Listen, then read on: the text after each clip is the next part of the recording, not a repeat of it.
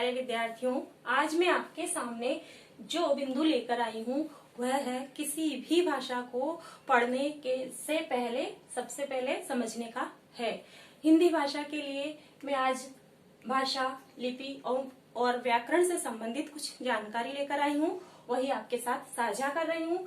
सबसे पहले है भाषा। भाषा क्या होती है?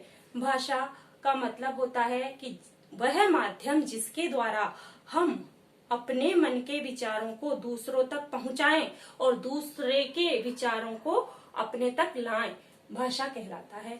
यानी कि भाषा अपने मन के विचारों को प्रकट करने व दूसरे के विचारों को समझने का माध्यम भाषा कहलाता है। ठीक, भाषा के मुख्य रूप से दो रूप होते हैं, एक मौखिक और एक लिखित। मौखिक रूप वह होता है जिसमें हम अपने विचारों को बोलकर प्रकट करते हैं और दूसरे के विचारों को सुनकर समझते हैं। इसी तरह लिखित रूप भाषा का वह रूप होता है जहां हम हमारे विचारों को पत्र पत्रिकाओं में, हिंदी की किताबों में इनमें लिखकर प्रकट करते हैं और दूसरे द्वारा लिखी गई पत्र पत्रिकाओं और किताबों से हम उस भाषा को पढ़कर समझते हैं। वो होता है भाषा का लिखित रूप। इसी तरह भाषा के दो रूप और भी होते हैं, एक मातृभाषा और एक राष्ट्रभाषा। मातृभाषा होती है माँ की भाषा, अर्थात वह भाषा जो बच्चा अपने परिवार में अपने परिवार के सदस्यों के साथ रहकर सीखता है। सबसे पहले बच्चा परिवार में ही भाषा बोलना सीखता है। तो अगर यदि किसी परिवार में अंग्रेजी भाषा बोली जाती है तो बच्चा भी अंग्रेजी भाषा के ही शब्द बोलना सीखता है, तो अंग्रेजी भाषा उस बच्चे की मातृभाषा बन जाती है। इसी प्रकार से होती है राष्ट्रभाषा। राष्ट्रभाषा वह भाषा होती है जो किसी भी देश के सबसे बड़े क्षेत्र में या अधिकांश लोगों द्वारा बोली और समझी जाती है, वह उस देश की राष्ट्रभाषा होती है। लेकिन हमारा दुर्भाग्य है कि हमारे भारत देश की अभी तक कोई राष्ट्रभाषा निश्चित नहीं की गई है। हिंदी हमारी राजभाषा है, जिसको भी राजभाषा का दर्जा 14 सितंबर 1949 में दिया गया।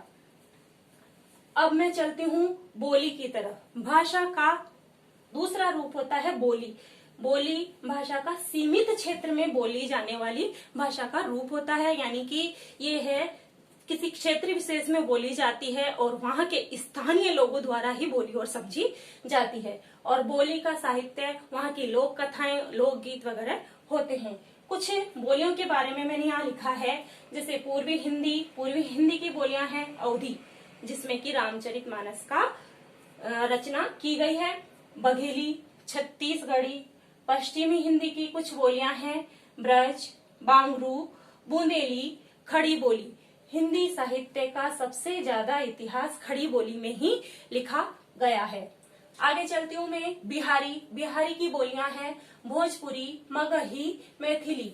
एक बात याद रखने के लिए आवश्यक है कि भोजपुरी ऐसी बोली है जो कि भारत के सबसे बड़े क्षेत्र में बोली और समझी जाती है। याद रखना, ये बोली है, भाषा नहीं। राजस्थानी भाषा की बोलियां हैं मारवाड़ी, मेवाड़ी, मेवाती, हाड़ौती। यानी मारवाड़ क्षेत्र में बोले जाने वाली भाषा बोली मारवाड़ी, मेवाड़ क्षेत्र में बोले जाने वाली मेवाड़ी, और मेवाती क्षेत्र अलवर भरतपुर की तरफ जो बोली जाती है वह बोली कहलाती है मेवाती बोली। इसी प्रकार हाड़ौती यानी कोटा, बूंदी, बारां, झालावाड़ के क्षेत्र में जो स्थानीय बोली बोली जाती है उसको कहते हैं हाड़ौती। इसी तरह जयपुर में ढूंढाड़ी भी बोली जाती है। पहाड़ियों की तलहटी में जो क्षेत्र बसे हुए हैं वहां पर जो भाषाएं बोली जाती है वह कहलाती है पहाड़ी बोली। और पहाड़ी की बोलियां हैं गढ़वाली और कुमाऊनी प्रमुख रूप से। अब मैं चलती हूँ लिपि की ओर। लिपि क्या होती है? लिपि चिन्ह होते हैं। लिपि का शाब्दिक अर्थ होता है चिन्ह। किसी भी भाषा को लिखने के लिए कुछ चिन्हों का निर्धारण किया जाता है, वह लिपि कहलाता है। हिंदी भाषा की बात करूं तो हिंदी भाषा कौन सी लिपि में लिखी जाती है? देवनागरी लिपि में। देवनागरी लिपि में हिंदी भाषा के अलावा संस्कृत, नेपाली और मराठी भाषा भी लिखी गई है। और लिपि में के चिन्ह क्या है? हिंदी के जो हमारी वर्णमाला है ऐसे लेकर के ज्ञ तक, वह ही हिंदी और संस्कृत, नेपाली और मराठी के लिपि है। आगे चलते हैं, अंग्रेजी कौन सी लिपि में लिखी गई है?